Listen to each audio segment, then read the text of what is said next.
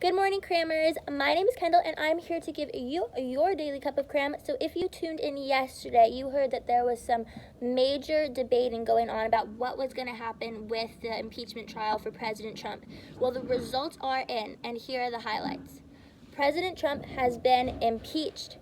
The background. A couple months ago, it came out that a whistleblower reported President Trump for having a little chat with Ukraine's president, Volodymyr Zelensky, and asking him to pretty please open up an investigation into the Bidens, plus withholding, just about $400 million in aid to Ukraine within the same week. The House of Representatives said, okay, definitely time to freak, and announced an impeachment inquiry into the president. Witnesses were called, public hearings were held, drama was made. And yesterday, the House of Reps made their decision. The highlights. Spoiler, the House voted to impeach President Trump for abuse of power and obstruction of Congress, making him only the third president in U.S. history to be impeached. The vote was mostly along party lines, although two Democrats, including presidential candidate Representative Tulsi Gabbard, flipped. And it came after a full day of speeches from lawmakers on both sides of the aisle. The reaction. Huge.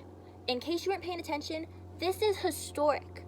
And now all eyes will be on the Senate, which has a Republican majority, as they hold an impeachment trial and eventually a vote. Just one problem. It's not yet clear when that will happen. Speaker Nancy Pelosi has not yet nodded her head to sending articles of impeachment to the Senate, reportedly because she's worried about an unfair trial. So, we'll repeat.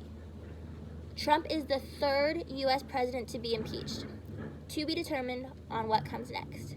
So now time for the action. World. Recently, at least 59 gravestones were vandalized in a Jewish cemetery in Slovakia. The tombstones were found tipped over and broken in what local authorities are calling a monstrous crime. The cemetery has apparently been taken care of by non-Jewish locals for decades, since the Jewish community was killed during World War II.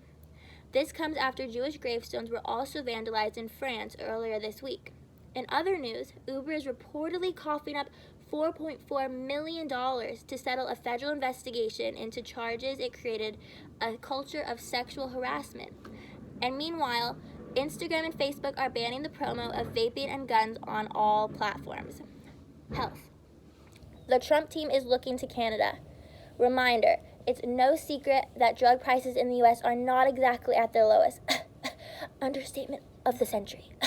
So the government's been working to find ways to find lower drug prices. Enter Canada. Yesterday, the Trump team announced it's moving forward with plans to allow certain drug imports from Canada, which could drop costs. Stay tuned. Meanwhile, a new study says that half of America will be obese within 10 years if current trends don't change. And speaking of which, a separate new study revealed that sleeping 7 to 8 hours a night, being an early bird, not snoring, and not being sleepy during the day were all tied to better cardiovascular health. USA. Meet Robert Murray, a coal baron whose business recently went bankrupt. Recently, it came out that Murray paid himself $14 million, slid a $4 million bonus to his successor, and set aside, just about $1 million to help fund climate change denial. Not good. This comes as Murray's helped the Trump team organize dozens of climate change and environmental rollbacks. In other news, a federal court just ruled that the Affordable Care Act, aka Obamacare, is unconstitutional, but not necessarily the whole law. Now, the case goes back to a Texas federal judge to decide how much of the law can still stick around. Tension high.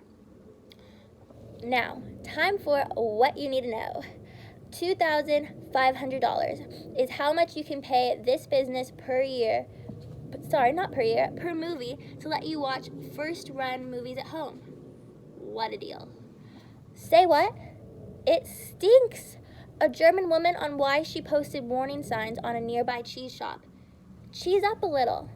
So, thank you so much for watching. I will be back tomorrow for your cup of Cramm for the end of the week, and I really hope you tune in. And if you would like, press that follow button and make sure that you get it right in your notifications. And if not already, make sure you press the link in bio to hit the subscribe button so that you may subscribe to our email list. Thank you so much, and I will see you tomorrow. Bye.